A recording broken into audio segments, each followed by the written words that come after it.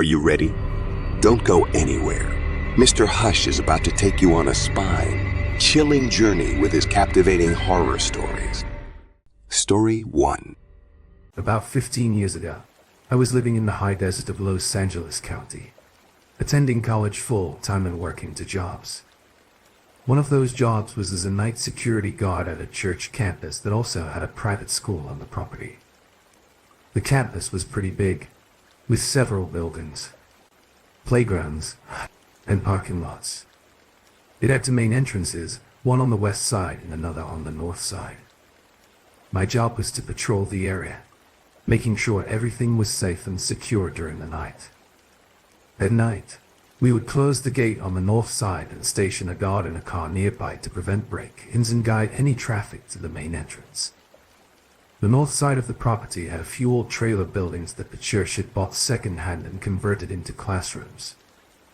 These trailers were a bit run down and often needed repairs. One of them, in particular, was always causing issues, whether it was strange noises, faulty lights, or doors that wouldn't stay locked. So this building became the main source of problems during my night shifts. Whenever I was stationed at the back entrance, I would get a strong feeling that someone was watching me. It was so intense that my hair would stand on end. I get goosebumps, and I feel really paranoid. It was clear I was being watched, and I didn't feel like I was welcome there. I wasn't the only one who felt this way. Most of the crew experienced it too.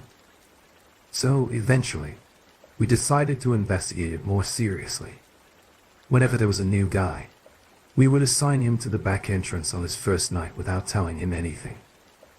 And after a few hours, we'd drive by to see how he was doing, and he'd usually look nervous or he would have moved the car so it wasn't facing the building. Now, part of our job was to make sure all the doors of the buildings were locked, and if they weren't, we had to go inside to ensure no one was staying there. But this particular building was always strange. Lights would turn on or flicker in the middle of the night, and inside, chairs and desks would be slightly moved around, like a desk would be crooked or chairs pulled out. Then, one night when I was back there, I locked the building, but when I checked it later, the door was unlocked. Now I had to go inside and see what was going on.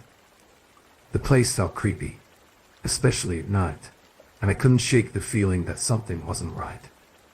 By now, I was really scared, and I could tell whatever was in there was angry. I called in another guard, and we entered the building together, checking every corner and closet but didn't find anything out of place. As we were heading back to the front door, we suddenly heard a loud, noticeable creak from the floor, like someone had just taken a step. We froze, looking around, but saw nothing. The sound felt unsettling, especially after everything else that had happened. Then we heard a sound that was like blowing air or wind moving quickly above the ceiling tiles from that classroom towards us.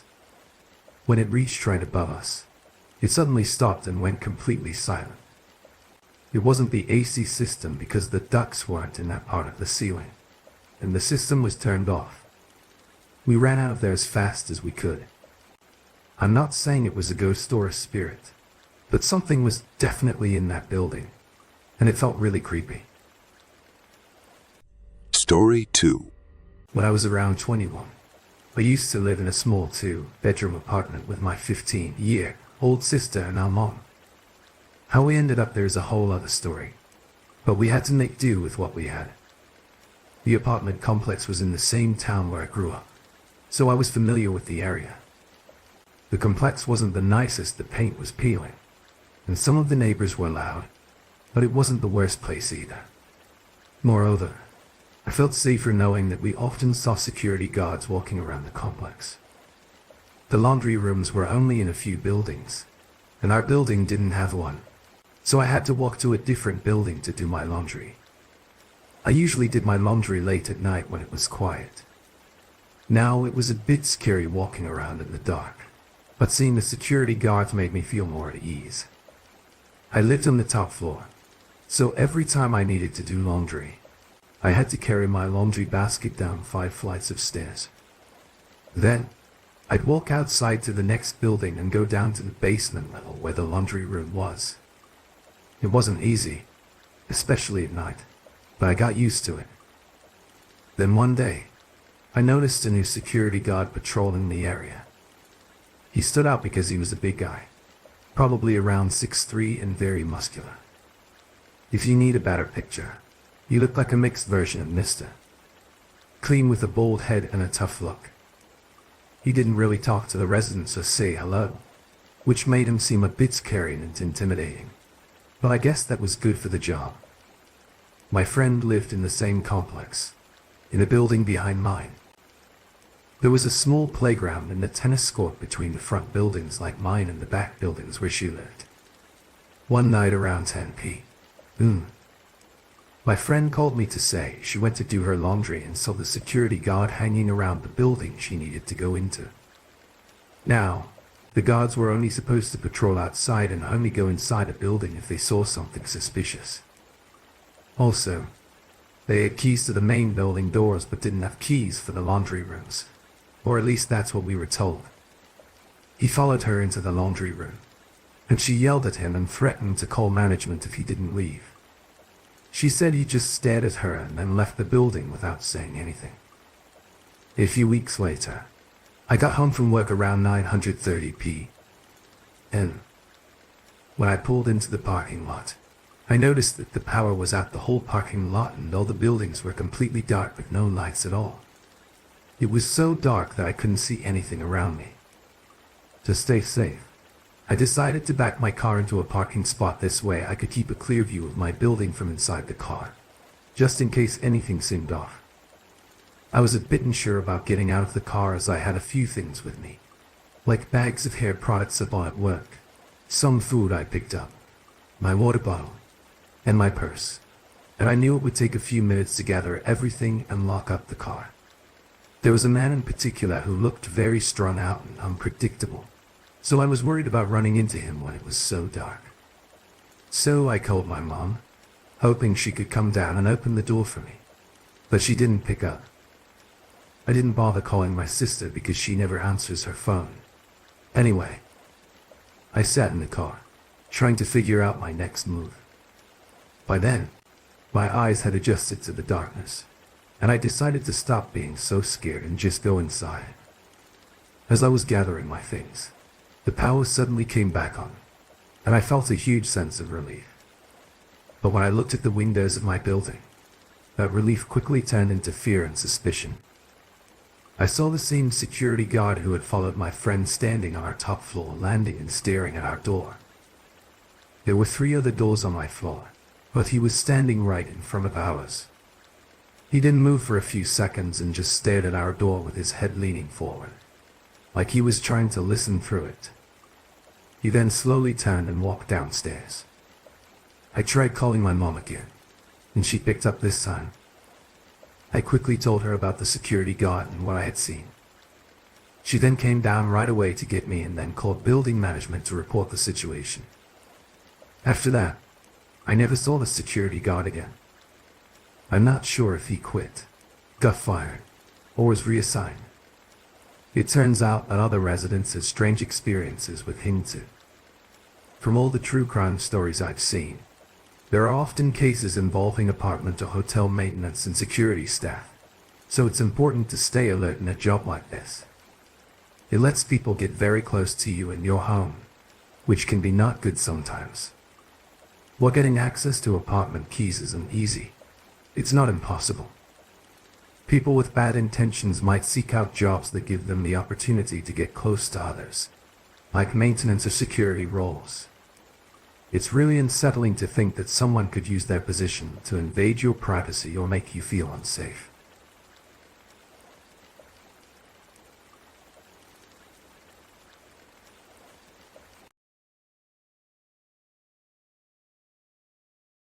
Story 3. When I was a child, I spent a lot of time at my grandma's house. It was a big, old mansion that looked like something from a horror movie. The house was in the countryside, surrounded by thick trees and tall hedges. There was a small, one-bedroom shack, which we called the lodge, right at the entrance, just inside the gates. The house used to be more isolated, but over the years, more buildings have been built around it, and more people have moved in. This caused a lot of teenagers and young adults to take an interest in the creepy old house. Because of this, break-ins and vandalism became a real problem. I remember when I was a child, I screamed loudly because I saw a man in a hoodie hiding in a tree while I was playing. After several break-ins at the lodge, which was an easy target as it was so close to the edge of the property, we knew we had to do something. The lodge was small and empty, and no one had lived there for many years, so it became a prime spot for troublemakers. To protect the property, we hired a security company to send a guard to stay there at night. The guard would patrol the area around the lodge, making sure no one tried to break in or cause damage. It made us feel safer knowing someone was watching the place. The next morning, my uncle went to check on the guard, but the guard was nowhere to be found, even though his shift was not over. My uncle called the security company, angry, and they apologized and promised to send a new guard the next night. The same thing happened the next night, and then again the night after that. When my uncle called the security company, they told him they had done everything they could. They had even fired the last guard for not staying on the job, and now they couldn't send anyone else to replace him. Feeling frustrated, my uncle asked for the guard's phone number and set up a meeting with him. When they met, the guard explained what had happened. He had been nervous about the job because his co-workers had been negative and unwilling to stay. He was an experienced guard and had never left a job before. His co-worker told him about that night and said everything was normal until around 2 a.m. He heard a loud bang from inside the lodge, which was strange because it was boarded up with only one entrance, the one he was guarding. He quietly entered through the front door and stopped to listen for any more noises, but it was completely silent. He looked around the property, which was mostly empty of furniture. Before leaving, 5 minutes later, he heard the bang again. This time, it clearly came from upstairs. He quickly ran up the stairs and went into the bedroom. In the middle of the room was an armchair facing away from him. Sitting in the chair was a dark, shadowy shape. It looked almost like a shadow and was visible even in the dim light from the moon. He was frozen with fear as the shadow shifted and started to stand up. The shadow was about 2 meters away from him, and he heard the bang again, but the shadow hadn't moved. It seemed like the noise was coming from the shadow itself, not from any movement. The guard described how terrified he was. He was frozen in place, feeling an intense cold in the room despite the warm night outside. A strong sense of danger overwhelmed him, and his instincts told him to get out. Overwhelmed with fear, he turned and ran out of the room and the house, not looking back until he was safely in his car. There, he called his boss and refused to go back, even when threatened with being fired. But he said nothing on earth could make him return. This happened when I was in the first or second year of junior high school. I think I was about 13 years old. I grew up in the countryside. Terrifying feeling he had made him believe that the thing was pure evil. The guard described something so frightening that he was too scared to even think about going back. My uncle believed him completely. The guard had no reason to lie, and the sweat on his face while he was telling the story convinced my uncle of his fear. I have many stories about that place, especially about the main house. Everyone who has lived there has had their own strange experiences. Eventually, we got dogs, which stopped the vandals. But who knows? Maybe word got out about what was really there. Or maybe people just stopped coming because they were too scared.